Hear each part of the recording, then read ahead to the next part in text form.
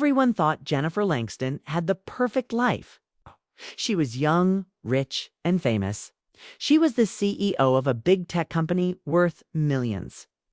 Her face appeared in magazines. Her name was on lists of powerful women. People admired her. No one knew the truth. Behind her success, Jennifer was broken. For years, she worked too hard. She lost friends, lost love, and worst of all, she lost her only son. Her son, Austin, grew up in a big house with everything money could buy. Private schools, tutors, expensive cars. But one thing was missing: a mother's love. Jennifer was too busy building her company. She missed birthdays, missed dinners, missed moments. 2 years ago, Austin finally gave up. He left home. His last message to her said, "I don't want your money. I wanted a mother. You were never there. Please don't pretend now." Jennifer never spoke of him again. But her heart was full of pain. No one saw it. Not her staff, not the press. No one. Then, one rainy night, her life changed. Jennifer left. Work late. Her driver was waiting, but she told him to go home. She wanted to walk, to think. The rain fell hard. The streets were empty. Her mind was full of memories of her son. Tears blurred her vision. Without noticing, she walked into a dark alley, dunked. Suddenly, 2 men stepped out of the shadows. They wore dark jackets. One held a metal pipe. The other grabbed her purse. "Be quiet, lady," one growled. Jennifer screamed. The man with the pipe hit her. Blood poured down her face. Her knees buckled. She tried to fight, but they shoved her against the cold brick wall. Her expensive heels broke. She was trapped, alone. A few streets away, a boy named Malik was hiding behind a trash bin.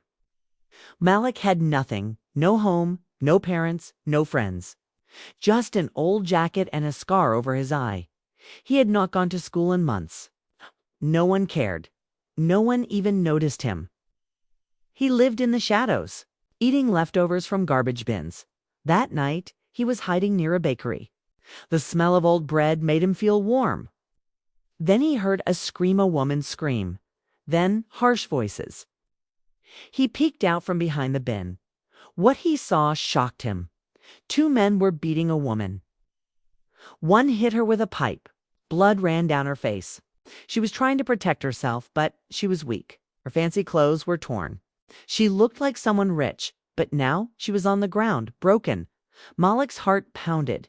He wanted to run. That was what he always did. Stay quiet, stay hidden, stay safe. But then something strange happened.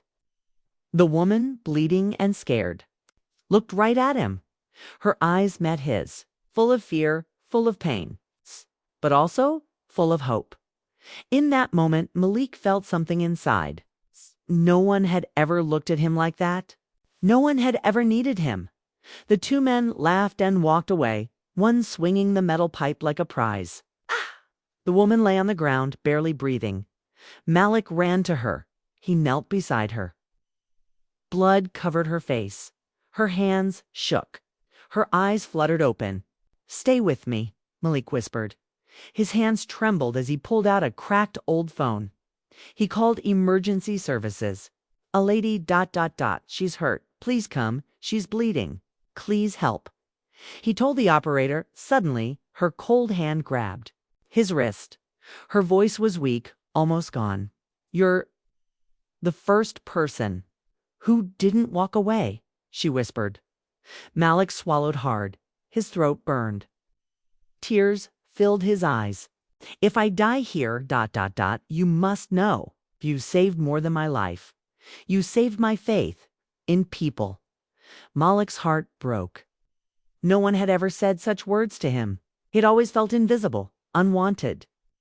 Now this stranger, this rich, broken woman was saying the most powerful thing he had ever heard. Then, with tears running down her face, she whispered one more thing. "I wish my own son had your heart." Malik couldn't stop the tears. They rolled down his cheeks. All his life, no one cared. No one saw him. Now, in this dark alley, someone wished he were their son. He stayed with her, holding her hand until the ambulance came. When the sirens wailed in the distance, Malik slipped away. He didn't wait for thanks. He didn't tell anyone his name. That's how kids like him lived in the shadows. Jennifer woke in the hospital. Her head throbbed. Her ribs ached. Machines beeped softly. A nurse stood beside her. "The boy, where is he?" Jennifer asked. "Boy," the nurse said, confused. "Boy who helped me. He saved me, but no one knew. The security cameras didn't catch his face." The police asked for a description. All Jennifer could say was, "He was small, ... young. So brave." 2 weeks later, Jennifer left the hospital. But she didn't return to her penthouse. She told her driver, "Take me to every shelter, every soup kitchen, every youth center. I must find him." For days she searched, morning to night. She couldn't stop thinking of the boy with the brave heart. What she would find would change both of their lives forever. Jennifer could not forget the boy's eyes, the way they looked at her in the dark alley, the fear, the hope, the courage. She was sure he was out there somewhere, but where? The city was big, and he was just a small boy with no home. Every day, after the hospital, Jennifer went to shelters and youth centers. She spoke to workers, volunteers, and other kids. But no one knew Malik. No one had seen him. She never gave up. Then one late afternoon, just before the sunset, Jennifer's driver stopped near an old subway entrance. Jennifer saw a small figure curled up under the shadow of the tunnel. A thin blanket covered him. Beside him was a broken shopping cart filled with old clothes and empty bottles. Her heart raced. Could this be him? She stepped out of the car slowly and called softly, "Malik." The boy opened one eye and quickly sat up. His face showed fear and surprise. "Who are you?" he asked, standing quickly. Jennifer held up her hands. "It's me, the lady you helped. I have been looking for you." Malik took a small step back, unsure. "I don't want trouble." "No trouble," Jennifer said gently. "I just want to say thank you. You saved my life. You gave me hope when I was afraid. You gave me a reason to believe again." Malik looked at her closely. "Why do you care about someone like me?" Jennifer swallowed hard. "'Cause you?" "Reminded me what real courage is. Okay? And because I want to help you. No money, no promises, just help." Malik's eyes softened. He looked down at his torn jacket. "Nobody helps kids like me." Jennifer sat down beside him. "Not anymore. Want you to trust me." It took weeks of visits, small talks, and gentle patience. Jennifer did not rush him. She brought warm food, blankets, and a chair to sit near him. She shared stories, listened to his silence, and slowly Malik let her in. She found a safe home. For him, one with kind people who could take care of him. She paid for tutors and therapy. She wanted him to learn, to heal, to have a future. One night, as they ate dinner in the small house, Malik looked at Jennifer and asked quietly, "Why are you really helping me?"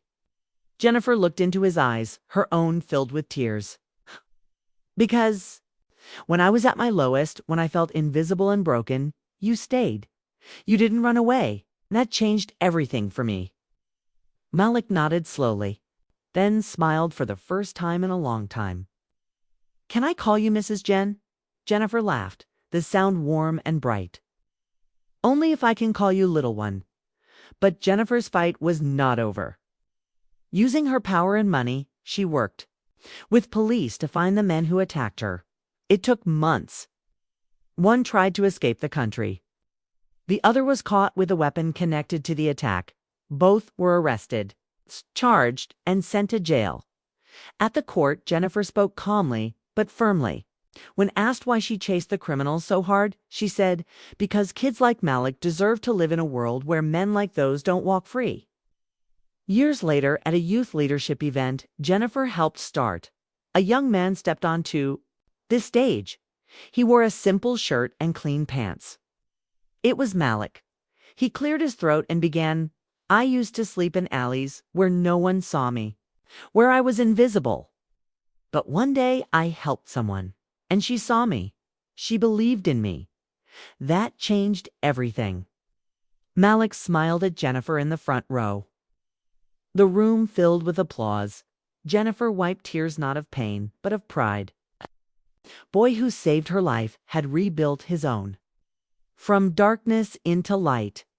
And it all began because one poor black boy chose to help a beaten millionaire on a rainy night.